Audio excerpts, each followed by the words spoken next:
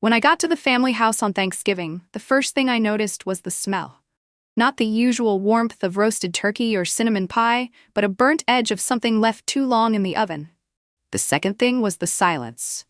Not the comfortable kind, but the brittle kind, like someone had already cried in the kitchen and wiped their face before anyone arrived. I set the wine bottle on the counter and took off my coat. No one looked up. My mom was stirring gravy with one hand and dabbing at her mascara with the other. My younger brother Nathan stood by the fridge, scrolling on his phone. My dad was in the living room, already halfway through his second beer, TV volume too high for a room full of people who weren't talking. This wasn't the holiday I remembered. But then again, we hadn't had one of those in years. I forced a smile and walked into the kitchen.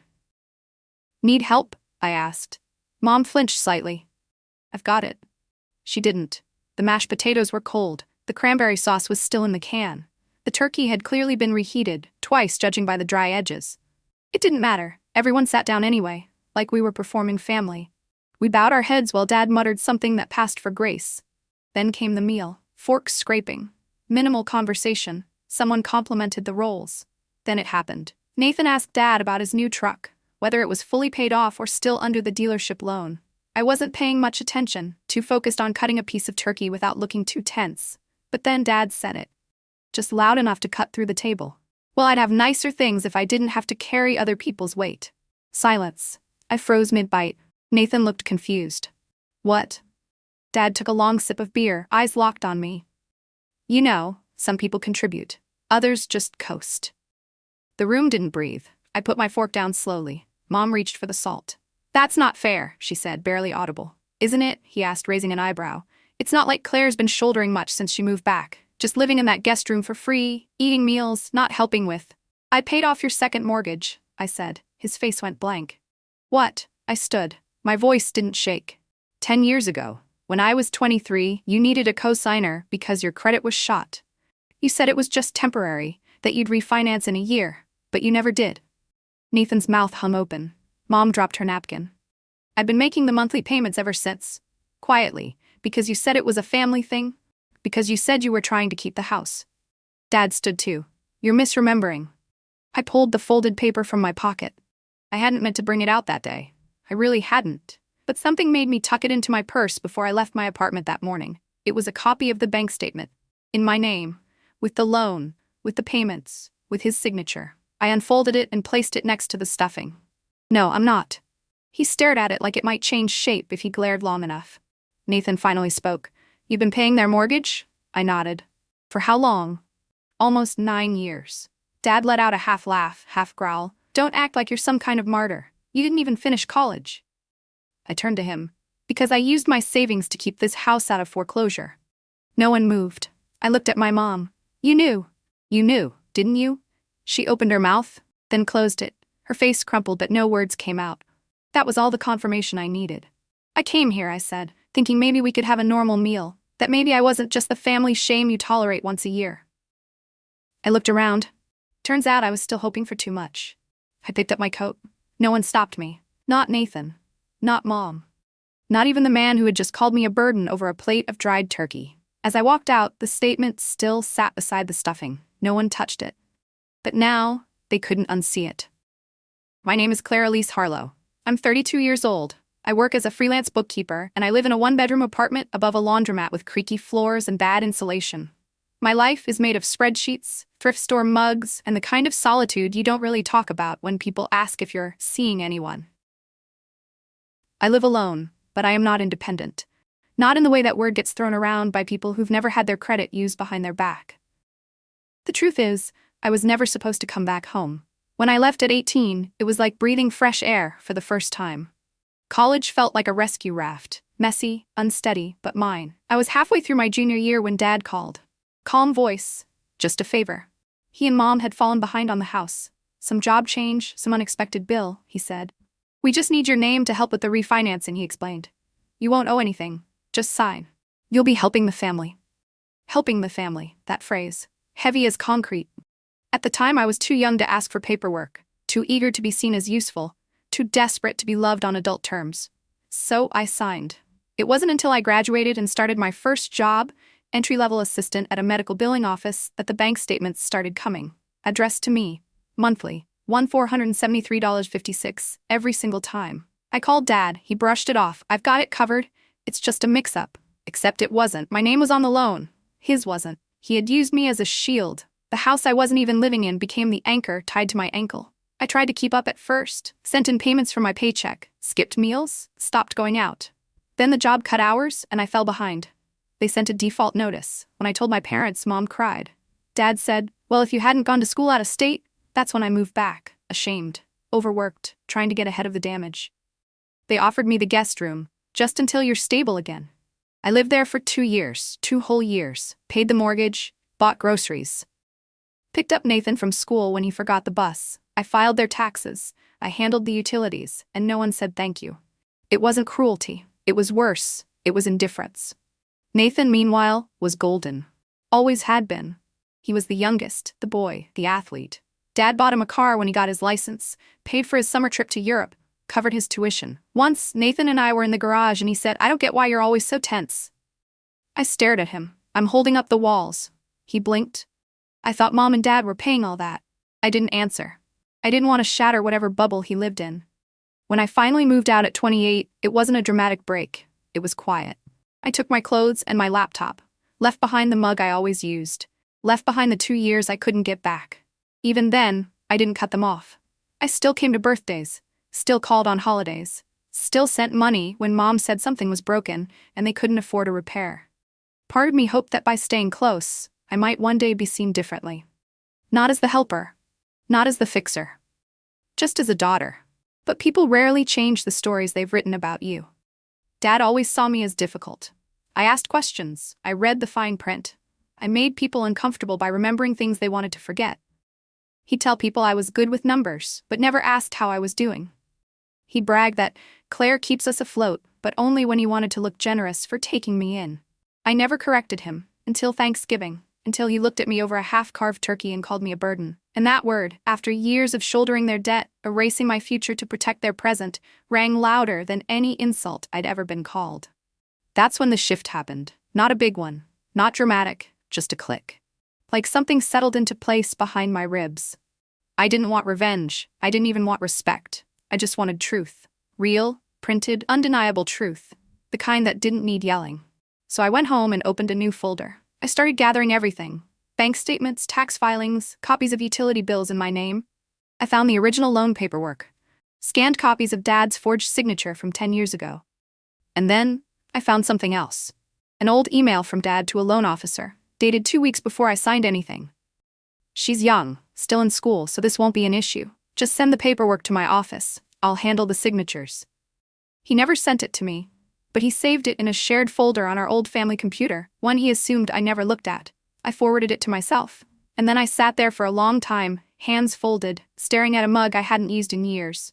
It had a chip on the rim, said Best Daughter in faded gold script. I had bought it for myself when I was 19. No one had ever noticed. I kept the receipts in a folder labeled Winter.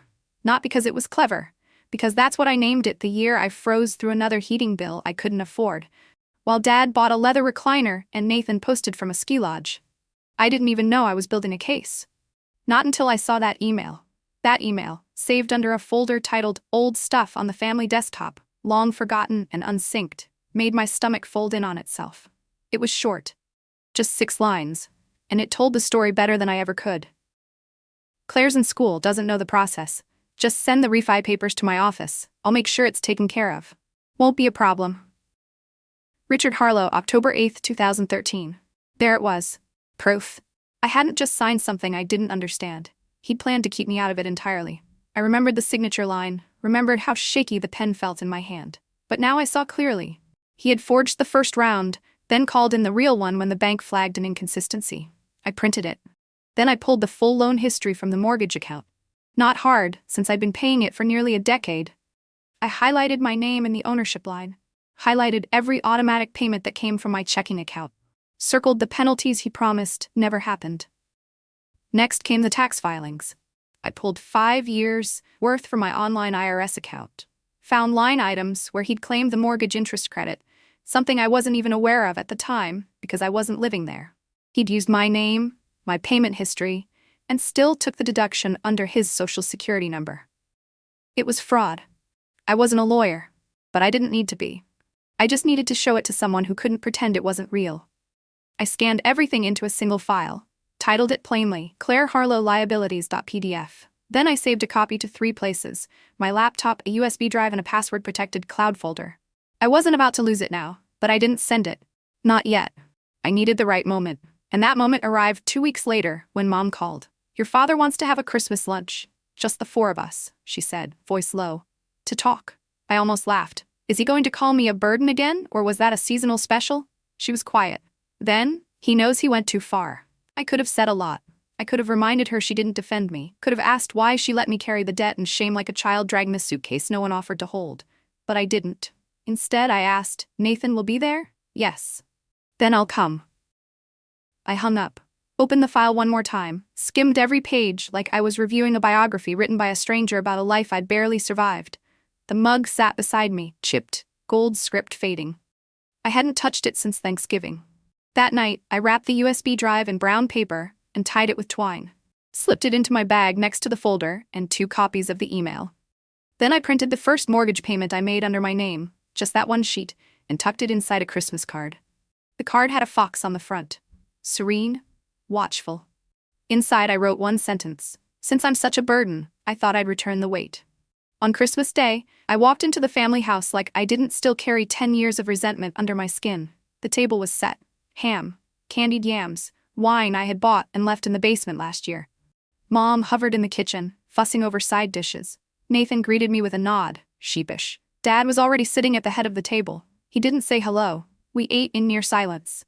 It was civil, sure, but no one made eye contact longer than necessary. Nathan asked about work. I answered in one-word replies. Mom asked if I was dating anyone. I lied and said I was busy. Dad commented that the potatoes needed more salt, like that was the kind of feedback that kept families whole. Then after dessert, he cleared his throat. "I know things got out of hand," he said, looking anywhere but at me. Thanksgiving was tense, I repeated. "I was frustrated," he continued.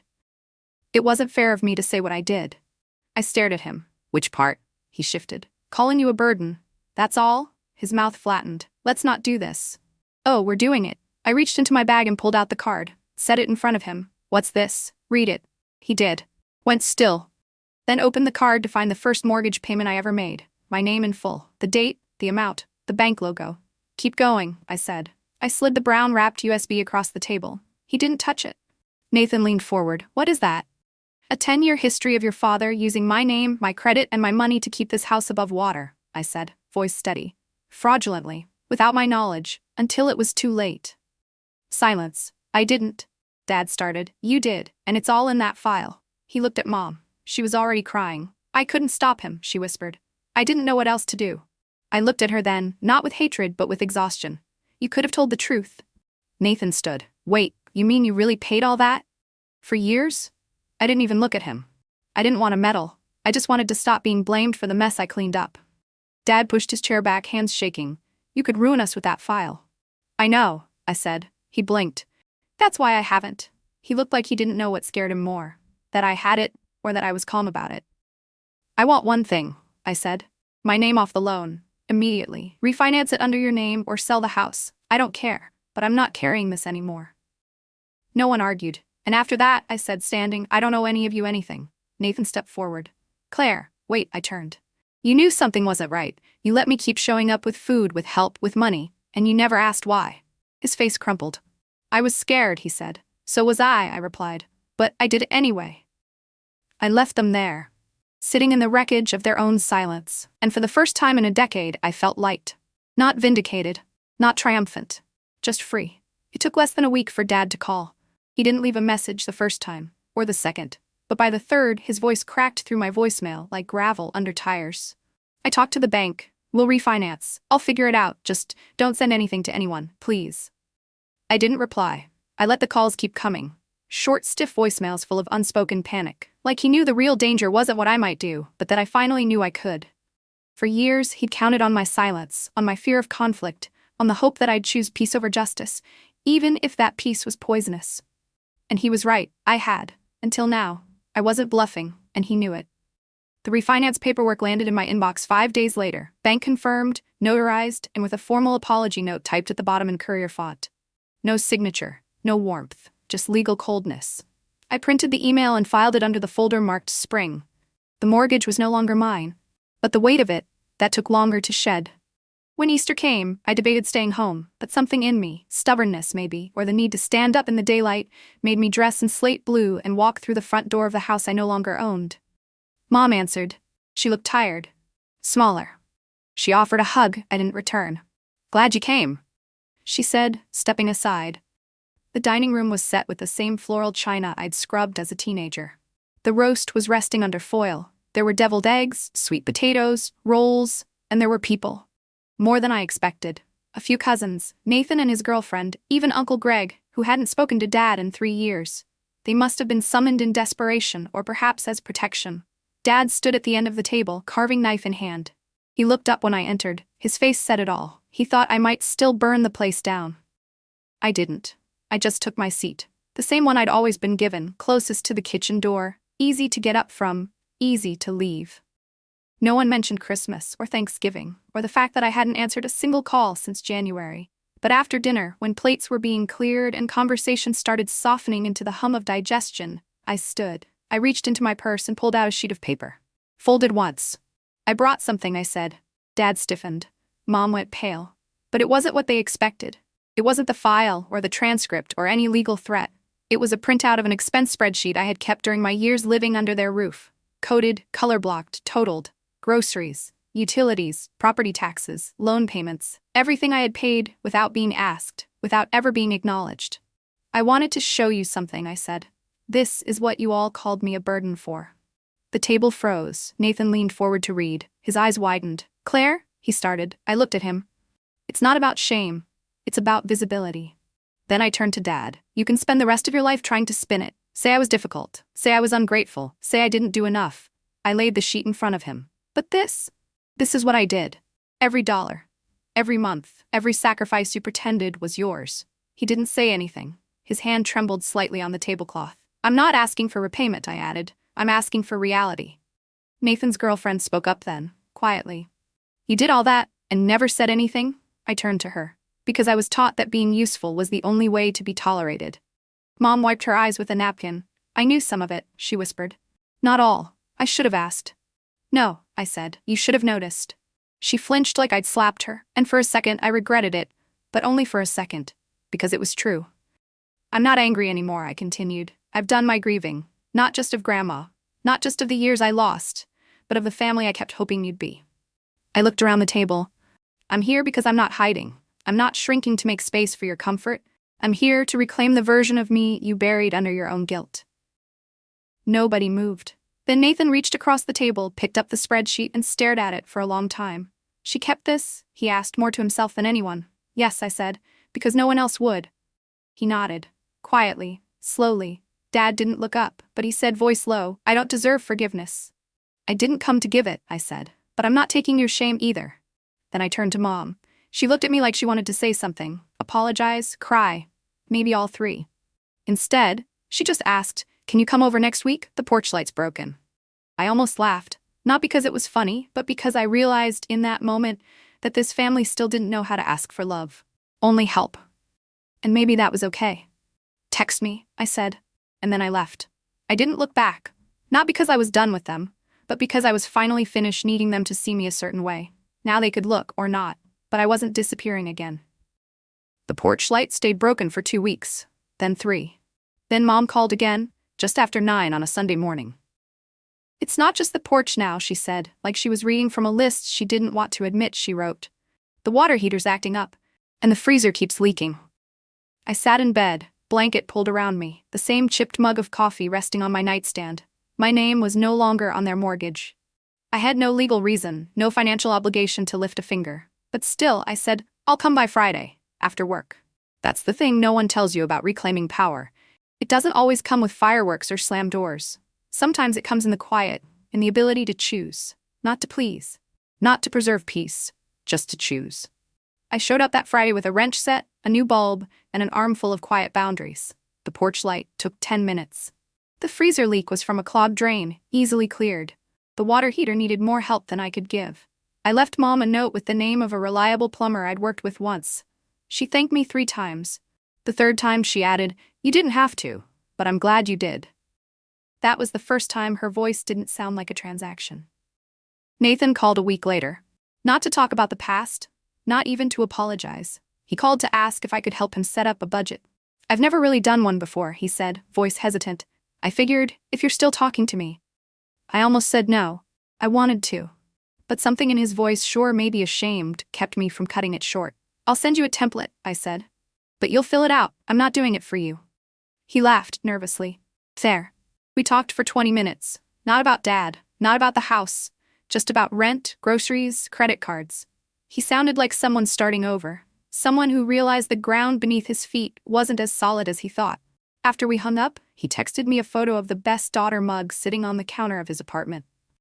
"You left this in the garage. I cleaned it up." I stared at the screen for a long time before replying. "Keep it. You'll need something to aim for." He sent back a laughing emoji. Then, "I'm sorry for not seeing it sooner."